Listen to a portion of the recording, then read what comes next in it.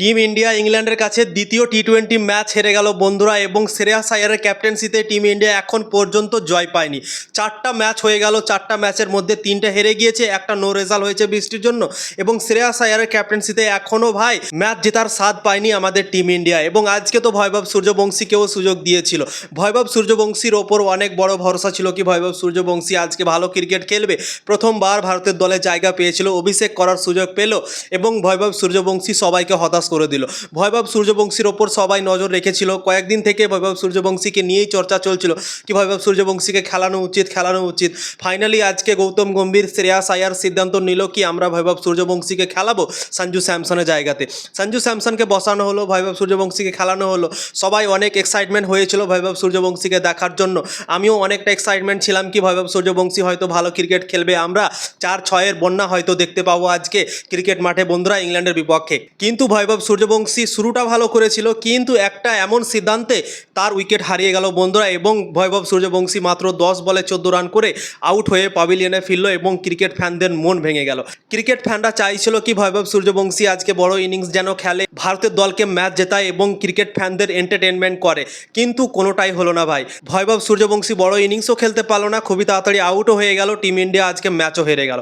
Team India আজকে প্রথমে batting করে 190 রানই করতে পারলো। এক সময় দেখে মনে হয়েছিল কি টিম ইন্ডিয়া 200-র ওপর রান করবে। 130 রানে মাত্র 3টে উইকেট ভারতের ছিল, তখন দেখে মনে হয়েছিল কি 200-র ওপরে রান করবে, 210 বা 215।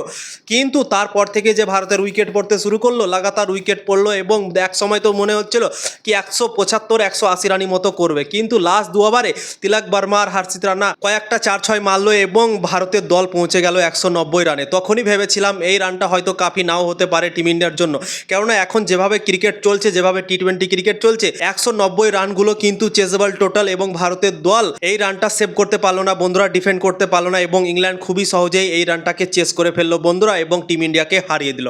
টিম ইন্ডিয়া আজকে বোলিংয়ে অসাধারণভাবে শুরুয়াত করেছিল। আশদীপ সিং প্রথম ওভারেই ইংল্যান্ডের দুটো ওপেনারকে প্যাভিলিয়নে পাঠিয়ে দিয়েছিল, ফিল সল আর জস বাটলারকে আউট করে দিয়েছিল। তখন হয়তো ভেবেছিলাম কি হয়তো ভারত এই ম্যাচটা জিততে পারে, কিন্তু তারপরেও টিম ইন্ডিয়া ম্যাচ হেরে গেল।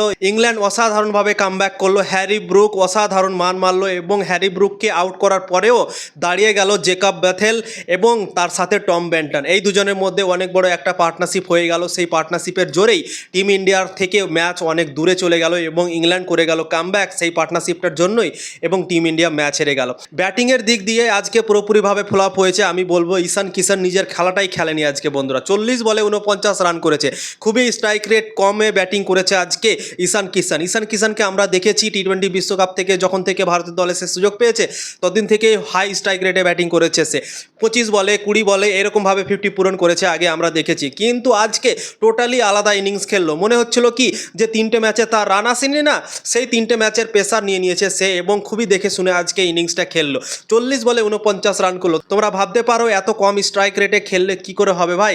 তো তাই জন্যই কিছুটা কম থেকে গেল টিম ইন্ডিয়ার রান, এবং আমার মনে হয় 15-20 রান মতো শর্ট থেকে গিয়েছিল আজকে। টিম ইন্ডিয়া যদি আর 15-20 রান করতো তাহলে হয়তো এই ম্যাচ জিততে পারতো বন্ধুরা। যেভাবে বোলিংয়ের শুরুয়াত করেছিল, 2টো উইকেট তাড়াতাড়ি নিয়েছিল, তো টিম ইন্ডিয়া অবশ্যই 15-20 রান যদি আজকে করতো আরও বেশি, তাহলে হয়তো এই ম্যাচ জিততে পারতো বন্ধুরা। তো ভৈভব সূর্যবংশীর ওপর নজর ছিল ব্যাটিংয়ে। ভৈভব সূর্যবংশী আজকে 14 রান করে আউট হয়ে গেল। আমার মনে হয় পরবর্তী ম্যাচে ভৈভব সূর্যবংশী ভালো একটা কামব্যাক করতে পারে এবং বড় রান করতে পারে বন্ধুরা। ঈশান কিষান ইনিংস তো খেললো ভালো, কিন্তু অনেকগুলো বল খেয়ে নিল বন্ধুরা। তারপর শ্রেয়াস আইয়ার 37 রান করলো, তারপর শিবম দুবের ওপর ভরসা ছিল, সেও আজকে খেলতে পারলো না, এবং এইভাবে টিম ইন্ডিয়া 190 রান করেছিল, 191 রানের টার্গেট দিয়েছিল। তারপর বোলিং যখন করতে এলো টিম ইন্ডিয়ার দুটো বোলারের আজকে দিন খারাপ ছিল। একটা হচ্ছে রবি বিষ্ণই 4 ওভারে 60 রান দিয়েছে, এবং হর্ষিত রানা অসাধারণ বল করেছিল আয়ারল্যান্ডের বিপক্ষে।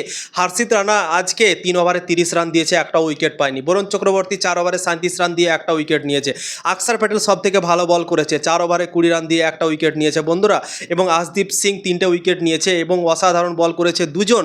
কিন্তু দুজনের আজকে দিন খারাপ ছিল, দুজনের ভালো দিন ছিল, দুজনের খারাপ দিন ছিল, ঠিক আছে। আকসার প্যাটেল আর আশদীপ সিং এর ভালো দিন ছিল, হর্ষিত রানা ও রবি বিষ্ণয়ের খারাপ দিন ছিল, এবং তাই জন্যই টিম ইন্ডিয়া এই রানটা ডিফেন্ড করতে পারলো না বন্ধুরা। দুটো যদি বোলারের দিন খারাপ থাকে তাহলে ম্যাচ জেতা খুবই কঠিন হয়, এবং সেরকমই হলো টিম ইন্ডিয়ার জন্য। টিম ইন্ডিয়া এই ম্যাচটা হেরে গেল বন্ধুরা।